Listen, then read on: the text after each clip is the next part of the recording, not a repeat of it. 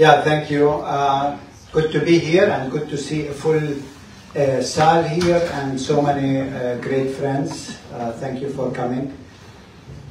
You know, actually, usually when Peter speaks, I respond with amen. Today, I will a bit challenge you, Peter. And I tell you why. You know, when we talk about theology, I am a contextual theologian. And a contextual theologian, you have to start with a context. You cannot start in heaven. We leave that to God. And we do not start with a solution. We start with the reality on the ground. And the reality on the ground in Gaza is horrible. I think you all follow that.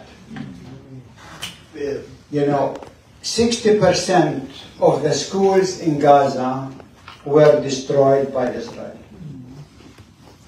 11 universities, including our own campus in Gaza, was destroyed by Israel. 33 of the 39 hospitals in Gaza were destroyed by Israel. 2/3 of the infrastructure, water, electricity, streets, you name it, was destroyed by Israel. If you look at Gaza today, you think you are looking at the film Apocalypse Now. Gaza is apocalypse. So how to do theology at times of apocalypse? I think this is the challenge we all dealing with. That's my first point. My second point is, we call it theology after Gaza. Why theology after Gaza? It doesn't mean that we hope that Gaza will not be there tomorrow. This is not what it meant. But remember, in the 60s, European Christian theologians came together and thought the Holocaust that happened to the Jews was also possible because of wrong theology. And so the church has to repent to a theology that actually dehumanized Jews. Today, it's high time again to look at our theology.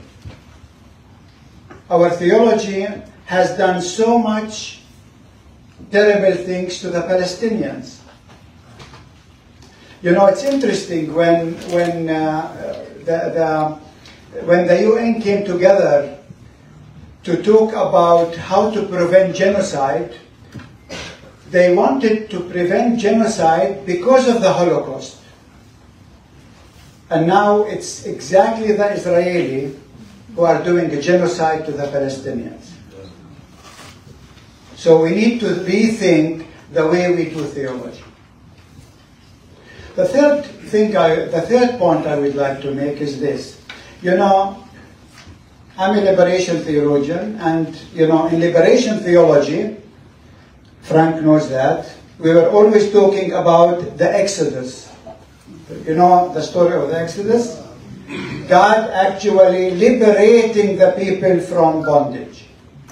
Great story. We can only say hallelujah. The problem, we didn't look at the second part of the story.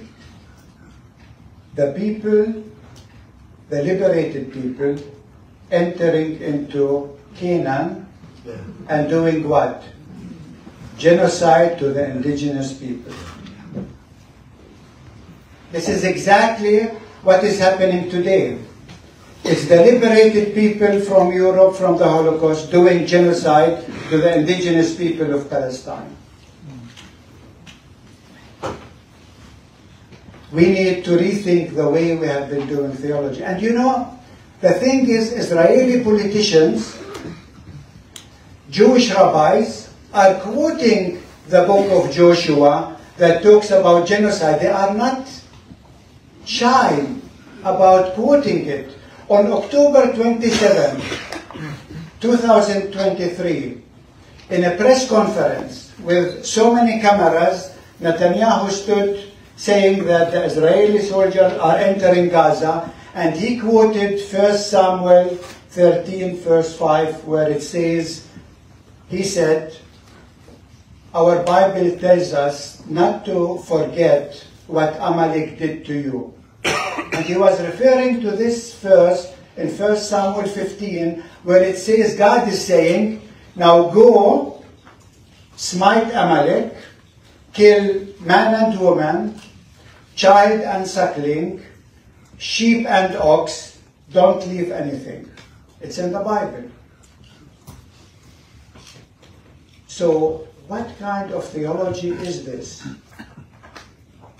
I think this is why, Peter, I think it's so easy to run to the solution without really looking that this theology today is being actually weaponized against our people in Gaza. And what do bishops do? Sorry, we have here an archbishop and a bishop. They have some nice statements. Nice statements that do not correspond to the horror that is being done in Gaza. You know, we don't want in 10 years or in 20 years people to come to us and say, you know, we didn't know. We had that, right? The genocide in Gaza is the most covered genocide in history, 24/7. You can watch all the time what is happening in Gaza. And what are we doing about it? I think it is really a very serious situation that we really need to rethink the way we have been doing theology. Imagine after 18 months we cannot agree on a ceasefire. What kind of world is this? You know, usually in times of war, people ask God, where are you? Because they feel the heat, they see the oppression, they live it every day, and they ask God, where are you? Why aren't you intervening? Why aren't you coming to save us? But today in Gaza, people are not asking God, where are you? Actually, every time a person is killed, you hear it in Arabic, they are saying, God is our only refuge. You know what they are asking? They are asking, where is humanity? Theology has to answer this question, where is humanity today? Where are all of these democratic countries that preach all the time about human rights, international law, and they see how the international law is being actually smashed every day?